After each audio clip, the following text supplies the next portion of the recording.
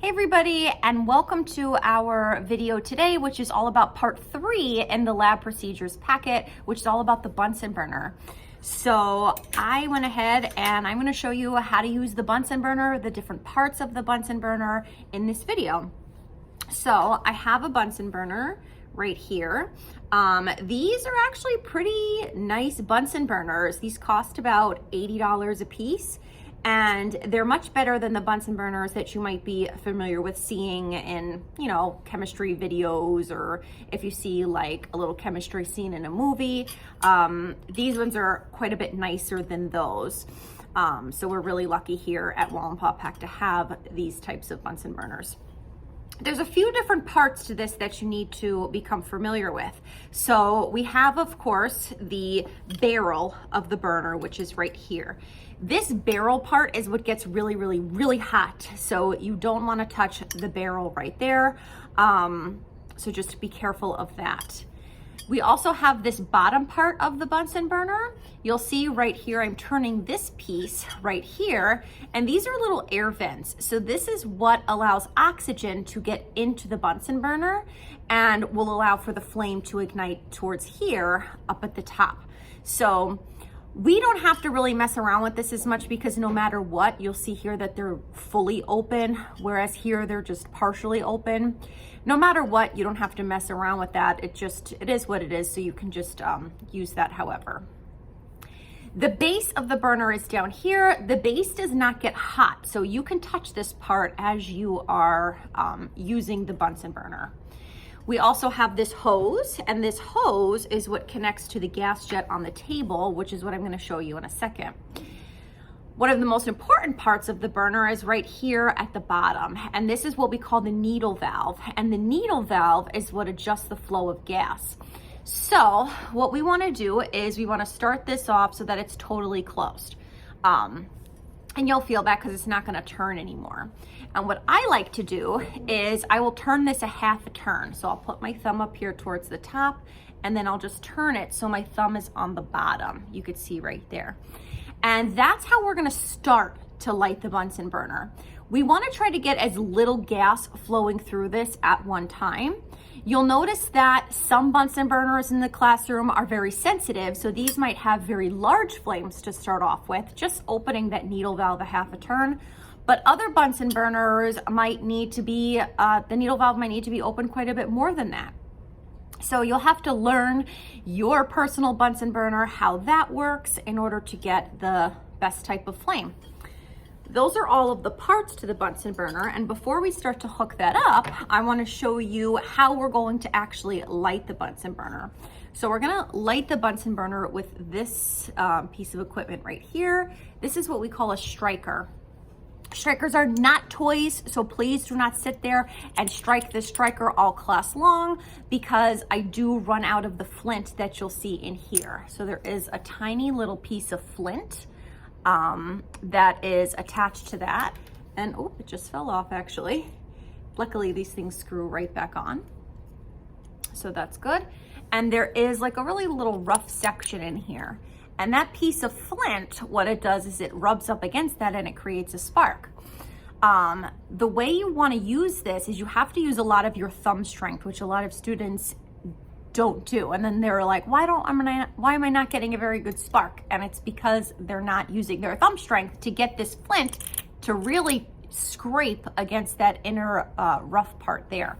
So I usually tell students to hold their hands flat and put the striker upside down like this, so that way their thumb is pressing up against this section right here. And you really want to use your other hand as leverage, and you want to really push against the flint against the inside part right there, so you get a really, really, really good spark on the inside. That's really important because, of course, if you're not pushing that very much like I am right here, you'll see I'm not getting a very good spark. So you really want to use that hand as leverage, use your thumb strength, and really push this flint part up against the very rough part on the inside of the striker. So here we are actually on the lab table, so you could see exactly how we're going to light this Bunsen burner. On the lab table, there are these gas jets, and you'll see that there are some right over here. And the way these gas jets work is, you'll see that right now the gas is off, and we know that the gas is off because this gas jet is perpendicular with the actual nozzle where the gas comes out. In order to turn this on, what we're going to do is we're going to make sure that this gas jet is in line with that nozzle, and you'll hear the gas start to come out. And you'll know it's on too because it'll start to smell like gas. So be careful as you're at the lab table to make sure that even this is not open just a little bit, because some gas will leak through. And when it's perpendicular again, the gas is off. So it's off, and when it's in line, it's on, and then it's off again. A misconception students have is that they just immediately flip it to the other side and think that it's on. It has to be in line with it. And again, you can hear that gas. I have the gas shut-off switch back behind my desk. So even if you do come in the room and let's say you accidentally bump one of these and it turns on, most times you're not gonna hear any gas turn on. And that's because I have the gas in the whole entire classroom turned off. And that's just a really nice safety feature that many labs are equipped with, so that way the gas is not on at all times. Right now though, I do have the gas turned on, obviously, so I can show you this demonstration. When we start with the Bunsen burner, we're gonna take this end of the hose right here, and I'm just gonna put this on the gas jet. And I don't have to use all of my force to try to get this on. So notice that it still comes off relatively easily. This is a really hard plastic. So as long as you put that on there with a little bit of force, you don't have to go crazy, none of the gas will leak through, which is good. We do also want to make sure that this Bunsen burner is nice and flush on the lab table. So a good way of fixing that, if it's not flush, let's say it's not sitting totally straight on the lab table, maybe it's bent up a little bit like this. The way that you can prevent this from happening again is actually by turning this right here. So notice that as I turn it, it'll sit nice and flush on the table. But as I kind of move that a little bit, see how it tips up that way? We want to make sure that it's flat on the table. Again, that just will prevent any accidents from happening. So at this point, we have the Bunsen burner hooked up to the gas nozzle. I'm just going to double check to make sure that my needle valve is open a half a turn, which it is. I really don't have to, oh, actually it's not sitting nice and flat, so I'm going to change that. I'm wearing my lab coat, so my clothing is nice and secure to my body. My sleeves are rolled up, which is good.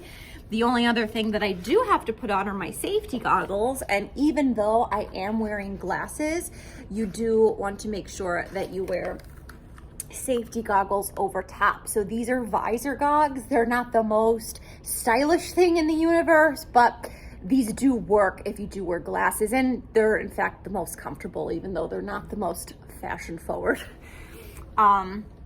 Once I'm ready, what I'm gonna do is I'm just gonna turn my gas jet on so it is in line with the nozzle.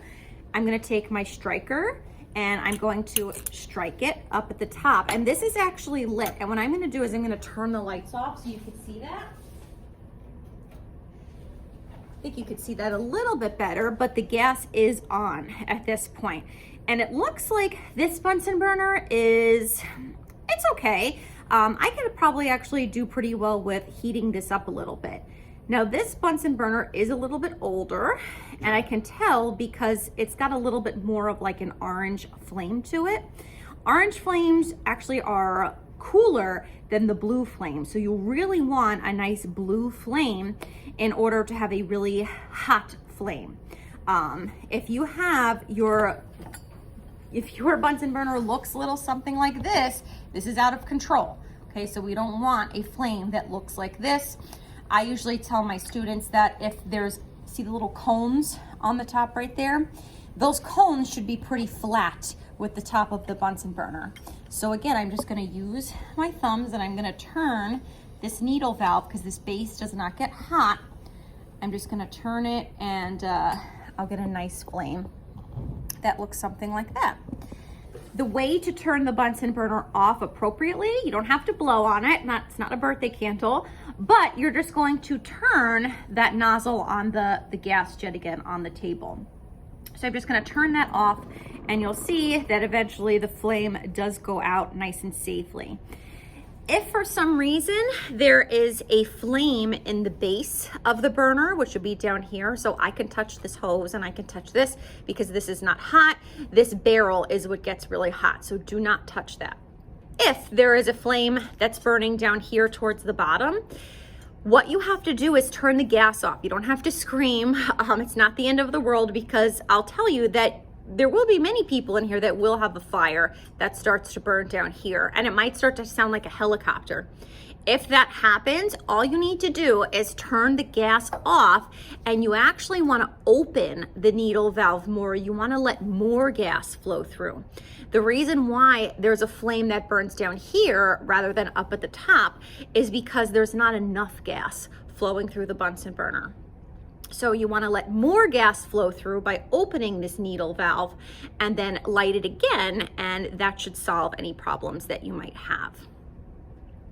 At this point, what we would do in class is I would let students go ahead and start to light the Bunsen burner, which hopefully you'll come into class and you'll do that whenever we use the burners next.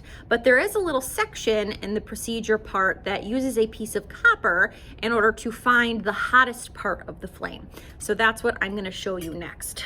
So I'm going to reset my Bunsen burner so it's open a quarter turn, and you're really not supposed to sit and do chemistry, so I'm going to stand just so it's a better safety feature actually, because if something spills on you or if something happens, you can get away quicker than if you're sitting.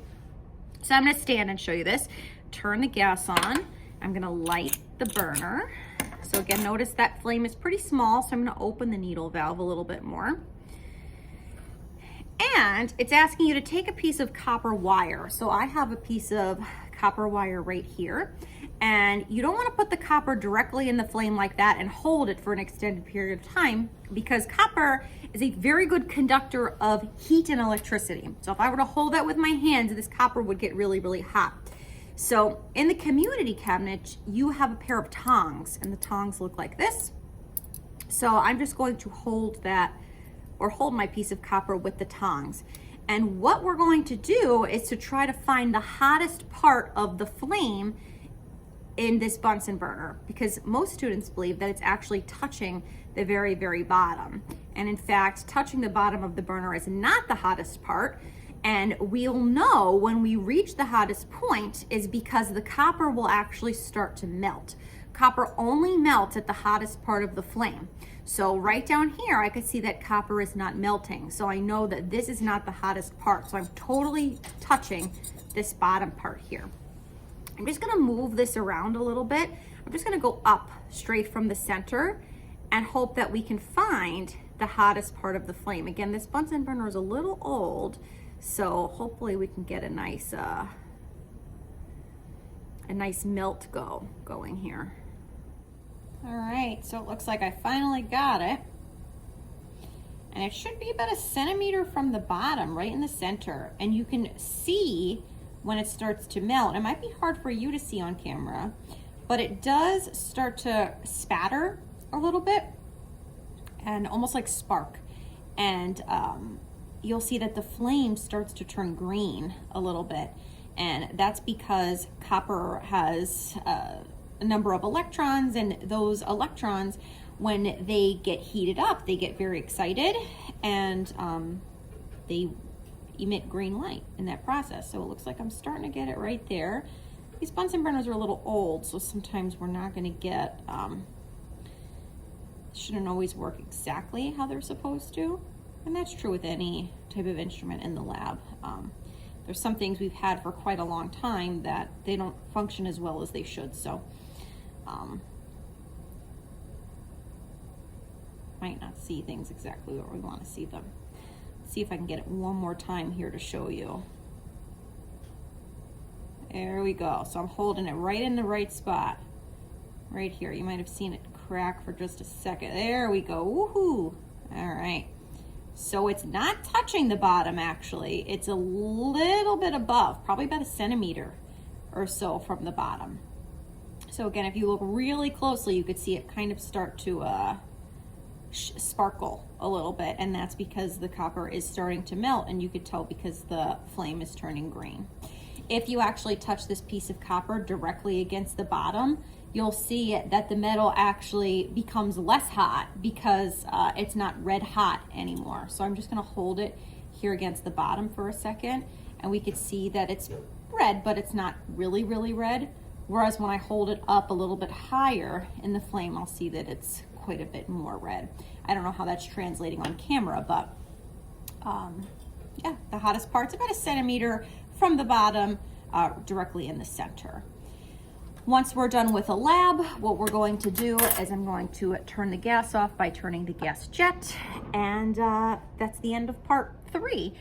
I should have also mentioned that one of the biggest ways to start a fire in a chemistry lab is by putting hot equipment back into a lab drawer. So I went ahead and I filmed another video for now, and I left the Bunsen burners out because you always want to let them cool off before you put them back in the community cabinet. So now that that's been sitting on the table for about 20 minutes, I can grab it by this barrel and I can put it away. So make sure you never put hot equipment back into any lab drawers. So if you could just answer those questions in the lab procedure packet, that would be wonderful. And hopefully I'll see you in class so you can light the Bunsen burner for real. See you in the next video. Bye.